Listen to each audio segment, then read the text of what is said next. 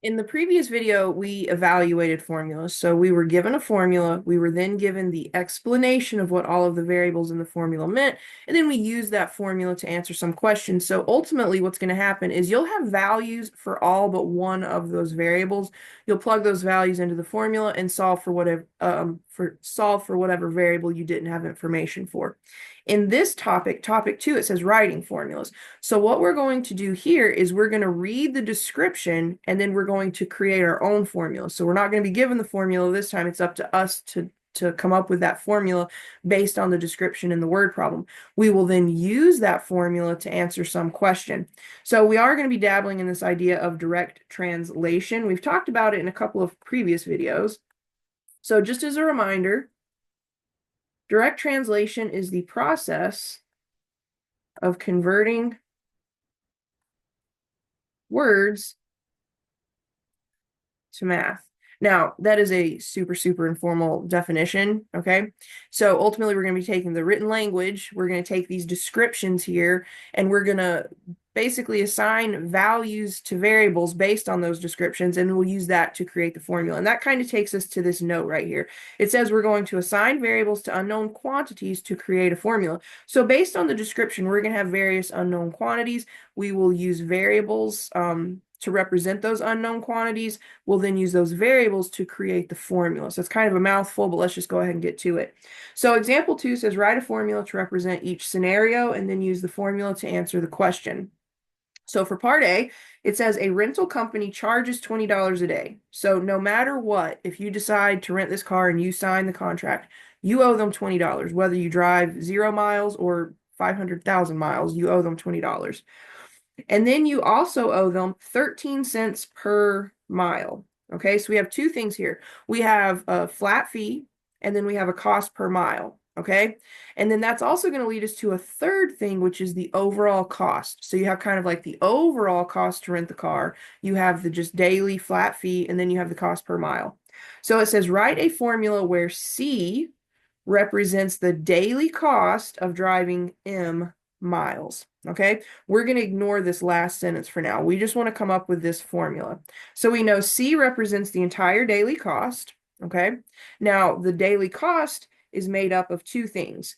The flat fee, we're going to pay them $20 whether we drive off the lot or not. Okay, we owe them $20 once we sign that contract.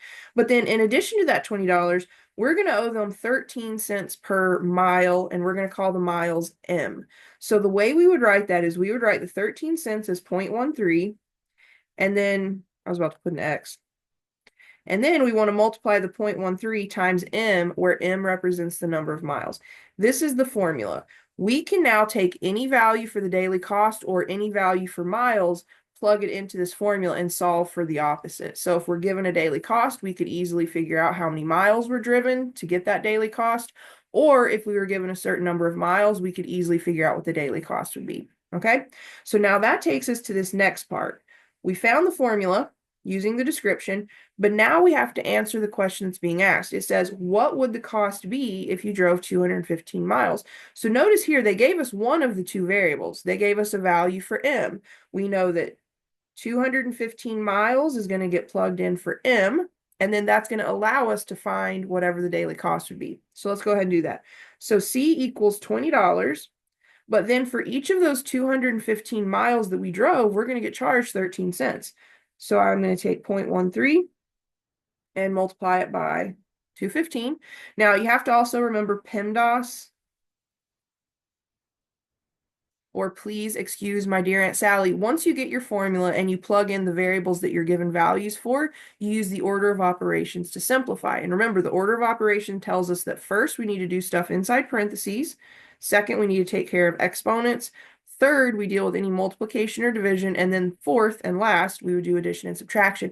So for this problem here, we need to take care of the cost for the mileage. So the 0.13 times 215. So you can use your calculator for this. So 0.13 times 215, I get 27.95. So we've still got that flat fee of $20. But then in addition to that, we have just the mileage cost, which is 27.95. So the daily cost would be, once we add these up, it would be $47.95. Now, remember from the previous video, I told you, you have to describe your answer. When you're dealing with any kind of word problem, formula, whatever, you have to give a description for your answer. $47.95 could be any number of things. But in this particular case, it's $47.95. So we have to at least label it as money. But it's even better if you say the daily cost for driving 215 miles is $47.95. Make sure you describe your answer. Your reader needs to know what that number means. Okay? So let's go ahead and jump over to part B. Now, in the previous example, we did an example very similar to part B here. So if you need to go back and review the previous video, go for it.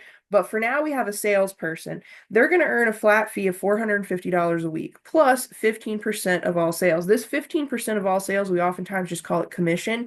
So a lot of times salespeople, they make their flat fee, but then they also get a percentage of everything they sell, okay? So the salesperson, they're going to earn a flat fee of $450 plus 15% of all of their sales.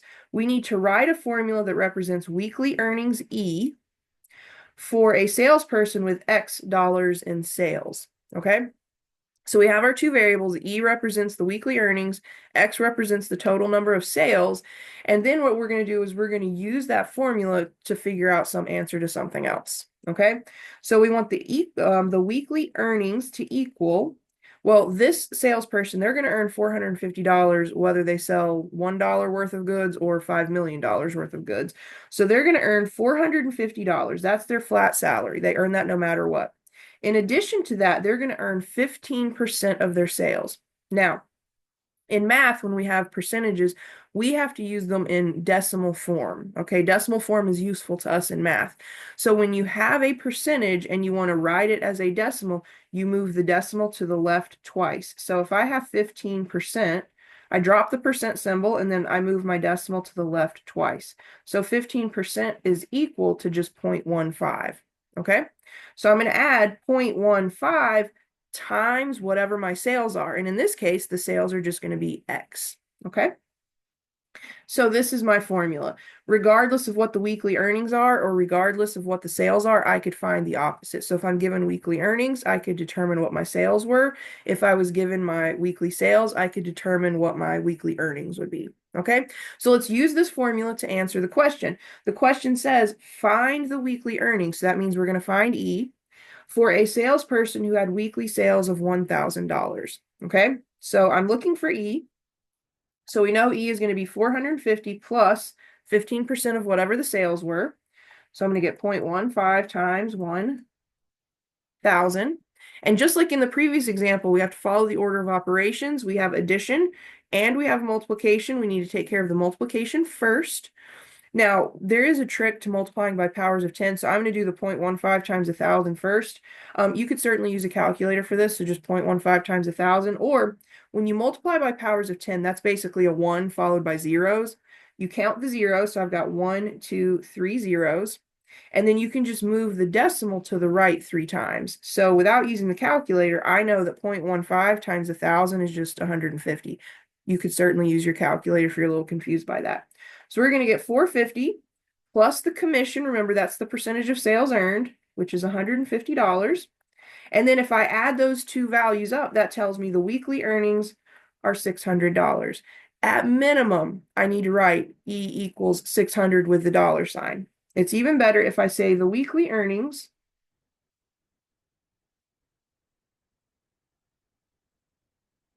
for this salesperson